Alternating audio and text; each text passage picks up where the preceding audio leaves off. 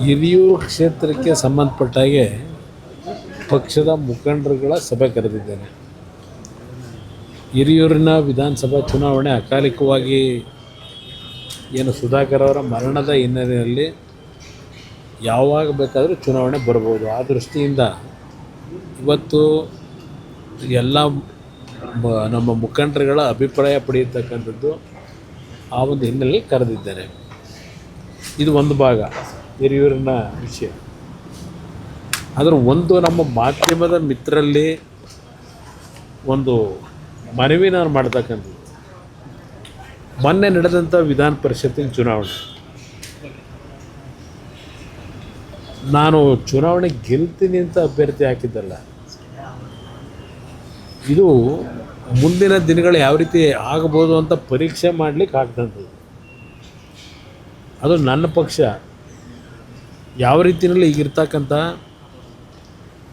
ಪರಿಸ್ಥಿತಿನಲ್ಲಿ ಒಂದು ಧೈರ್ಯವಾದಂಥ ನಿರ್ಣಯಗಳನ್ನು ಮಾಡ್ತಾರೆ ಅಂತಕ್ಕಂಥದ್ದನ್ನು ಪರೀಕ್ಷೆ ಮಾಡಬೇಕು ಅಂತಲೇ ಅಭ್ಯರ್ಥಿ ಹಾಕಿದ್ದೆ. 2 ಸಭೆ ಮಾಡಿದ್ದೆ. ಎಲ್ಲ ಶಾಸಕರುಗಳು ಸಭೆಯಲ್ಲಿ ಇಲ್ಲ ಅಭ್ಯರ್ಥಿ ಹಾಕಲೇಬೇಕು ಅಂತಕ್ಕಂಥದ್ದು ಹಠ ಮಾಡಿದಂಥದ್ದು ಎಲ್ಲರೂ. ಅವರ ಎಲ್ಲರ ಅಭಿಪ್ರಾಯದ ಮೇರೆಗೆ ಹಾಕಿದ್ದೆ. ಈಗ ನೆನ್ನೆನೂ ಸಭೆ ಕರೆದಿದ್ದೆ. 17 ಶಾಸಕರು ನೆನ್ನೆ ಸಭೆಯಲ್ಲಿ ಭಾಗವಹಿಸಿದರು, ಎಕ್ಸೆಪ್ಟ್ ಜಿ ಟಿ ದೇವೇಗೌಡರು. ಎಲ್ಲರೂ ಸಹ ಅವರವ್ರದ್ದೇ ಆದಂಥ ಇದನ್ನು ಏನು ಕೊಟ್ಟಿದ್ದಾರೆ. ಒಂದು ನಾನು ವಿಶೇಷವಾಗಿ ಮನವಿ ಮಾಡೋದು, ಈ ಒಂದು ವಿಧಾನ ಪರಿಷತ್ತಿನ ಚುನಾವಣೆಯಿಂದ BJP ಮತ್ತು JDSನ ಮೈತ್ರಿ ಎಲ್ಲ ಒಂದು ಕಡೆ ಬಿರುಕು ಬಿಡ್ಬೋದು ಅಂತಕ್ಕಂಥ ಒಂದು ವಿಶ್ಲೇಷಣೆಗಳೇನಿದೆ, ಆ ಒಂದು ವಿಶ್ಲೇಷಣೆಗಳಿಗೆ ನಾನು ಹೇಳ್ತಕ್ಕಂಥದ್ದು, ಯಾವುದೇ ಕಾರಣಕ್ಕೂ BJP ಮತ್ತು JDSನ ಮೈತ್ರಿನಲ್ಲಿ ಯಾವುದೇ ರೀತಿಯ ಬಿರುಕನ್ನು ಯಾರೂ ತರಲಿಕ್ಕೆ ಸಾಧ್ಯ ಇಲ್ಲ.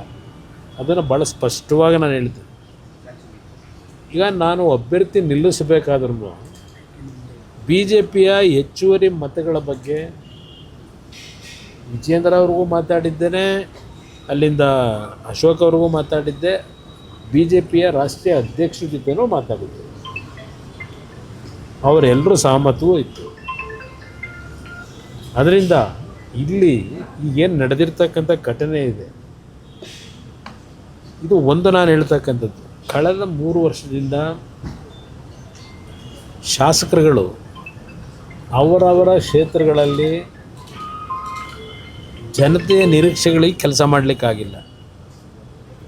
ಜನತೆಯ ನಿರೀಕ್ಷೆಗೆ ಪ್ರತಿಯೊಂದು ಕಡೆ ಕಾರ್ಯಕರ್ತರು ಜನಗಳು ಕೆಲಸ ಆಗಿಲ್ಲ ಅಂತಕ್ಕಂಥ ಒಂದು ಅಸಮಾಧಾನಗಳು ಎತ್ತಕ್ಕಂಥದ್ದು ನೋಡಿದ್ದೇನೆ. ಅದು JDS ಪಕ್ಷ ಇಲ್ಲ BJP ಪಕ್ಷದ ಅಷ್ಟೇ ಶಾಸಕರ ಪರಿಸ್ಥಿತಿ ಅಲ್ಲ, ಕಾಂಗ್ರೆಸ್ನ ಶಾಸಕರು ಪರಿಸ್ಥಿತಿನೇ ಹಲವಾರು ಜನಕ್ಕಿದೆ. ಕ್ಷೇತ್ರದಲ್ಲಿ ಕೆಲಸ ಆಗಿಲ್ಲ ಅಂತಕ್ಕಂಥ ಒಂದು ಅಭಿಪ್ರಾಯಗಳೇನಿದೆ, ಅಸಮಾಧಾನ ಏನಿದೆ, ಅದರ ಹಿನ್ನೆಲೆಯ ಈ ಒಂದು ಚುನಾವಣೆ ಸ್ವಲ್ಪ ಪರಿಣಾಮ ಬೀರಿದೆ.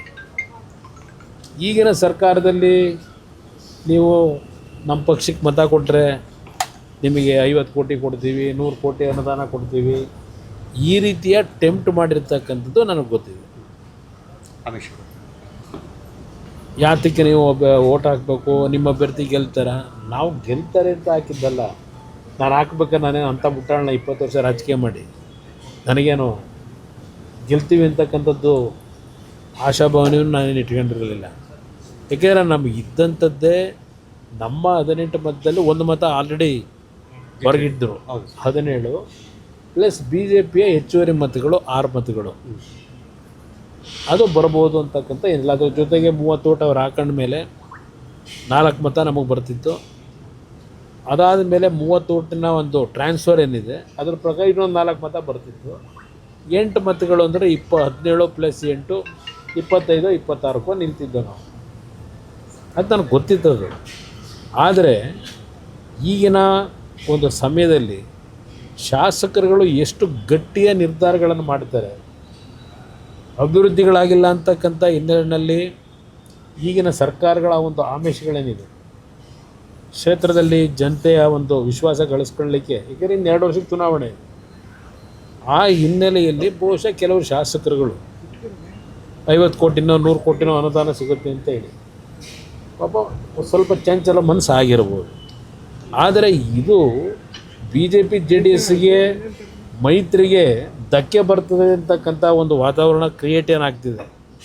ಯಾಕೆಂದರೆ ಅದು ಕಾಂಗ್ರೆಸ್ನವ್ರಿಗೆ ಬೇಕಿದೆ. ಇದು BJP JDSನ ಬಿರುಕನ್ನು ಉಂಟು ಮಾಡಬೇಕು ಅಂತಕ್ಕಂಥದ್ದು ಕಾಂಗ್ರೆಸ್ನವರಿಗೆ ಬೇಕಾಗಿರ್ತಕ್ಕಂಥದ್ದು. ಅದಿಲ್ಲದೆ ಇದ್ದರೆ ಅವ್ರು ಮುಂದೆ ಏನಾಗ್ತಾರೆ ಅಂತ ಗೊತ್ತು. ಈ ಚುನಾವಣೆ ಮುಂದಿನ ಸಾರ್ವತ್ರಿಕ ಚುನಾವಣೆ ಮೇಲೆ ಯಾವುದೇ ರೀತಿ ಪರಿಣಾಮ ಬೀರಲ್ಲ. ಅದಕ್ಕೊಂದು ಉದಾಹರಣೆ ಕೊಡ್ತೀನಿ. 2017 ಯಾವೊಂದು ರಾಜ್ಯಸಭೆ ಚುನಾವಣೆಯಲ್ಲಿ ನಮ್ಮ ಪಕ್ಷದಿಂದ 7-8 ಶಾಸಕರು ಕ್ರಾಸ್ ಔಟ್ ಮಾಡಿದ್ರು, ಕಾಂಗ್ರೆಸ್ಸಿಗೆ ಮತ ಕೊಟ್ಟರು. ರಾಜ್ಯಸಭೆಗೆ ಚುನಾವಣೆ ಆದಾಗ ಏನಾಯಿತು, ಕಾಂಗ್ರೆಸ್ಸು 78-79ಕ್ಕೂ ಬಂದಿದೆ, ಸೋತರು. ಎಕ್ಸೆಪ್ಟ್ ಒಬ್ಬರು ಇಬ್ಬರು ಬಿಟ್ಟರೆ ಎಲ್ಲ ಸೋತರು.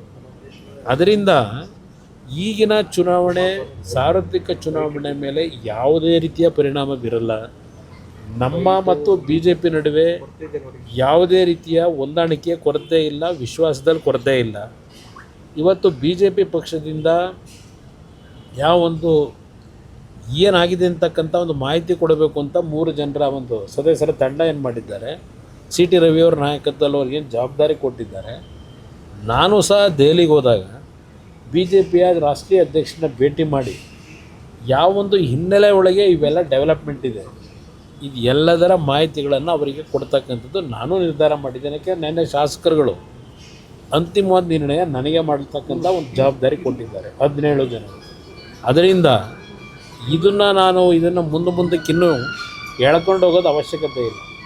ನನ್ನ ಗುರಿ ಇರತಕ್ಕಂಥದ್ದು 2028 ಈ ರಾಜ್ಯದಲ್ಲಿ ನಿಜವಾದ ಜನಪರವಾದಂಥ ಜನತೆಯ ನಿರೀಕ್ಷೆಗಳಿಗೆ ಕೆಲಸ ಮಾಡ್ತಕ್ಕಂಥ ಸರ್ಕಾರ ತರಬೇಕಂತಕ್ಕಂಥದ್ದು ನನ್ನ ಜವಾಬ್ದಾರಿ ಇದೆ. ಆ ಜವಾಬ್ದಾರಿಯನ್ನು ನಿರ್ವಹಣೆ ಮಾಡ್ತಕ್ಕಂಥದ್ದಕ್ಕೆ ನನ್ನಲ್ಲಿ ಯಾವುದೇ ಆತಂಕ ಇಲ್ಲದೆ ಕೆಲಸ ಮಾಡ್ತಕ್ಕಂಥದ್ದು ನಾನು ಈಗಾಗಲೇ ಗುರಿ ಇಟ್ಟಿದ್ದೇನೆ. ಅದರಿಂದ ಮುಖ್ಯಮಂತ್ರಿ ಸ್ಥಾನ ಅವೆಲ್ಲ ಆಮೇಲೆ, ಮೊದಲು ಸರ್ಕಾರ ಇಲ್ಲಿ ಕೆಟ್ಟ ಸರ್ಕಾರ ಹೋಗಬೇಕು. ಯಾಕೆಂದರೆ ಈ ರಾಜ್ಯದ ಮುಖ್ಯಮಂತ್ರಿಗಳು ಎಲ್ಲ ಅಧಿಕಾರಿಗಳ ಸಭೆಯಲ್ಲಿ ಒಂದು ಮಾತು ಹೇಳ್ತಾರೆ, ಯಾವುದೇ ಕಚೇರಿನಲ್ಲಿ 10 ರೂಪಾಯಿ ಯಾರಾದರೂ ಲಂಚ ಕೇಳಿದ್ರು ಅದೇನೋ ಫೋನ್ಗಳು ಇಡ್ತಾರಂತೆ, ಇಮ್ಮಿಡಿಯೇಟಾಗಿ ಆ ಫೋನಿಗೆ ಬರಬೇಕಂತ ಮೆಸೇಜ್. ಅದು ಎಲ್ಲಿ ಫೋನ್ ಇಡ್ತಾರೋ ಗೊತ್ತಿಲ್ಲ.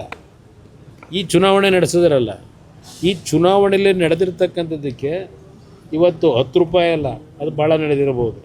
ಅದು ಯಾರಿಗೆ ಕೊಡೋದು ಕಂಪ್ಲೇಂಟು, ತನಿಖೆ ಮಾಡಿ ಅಂತ.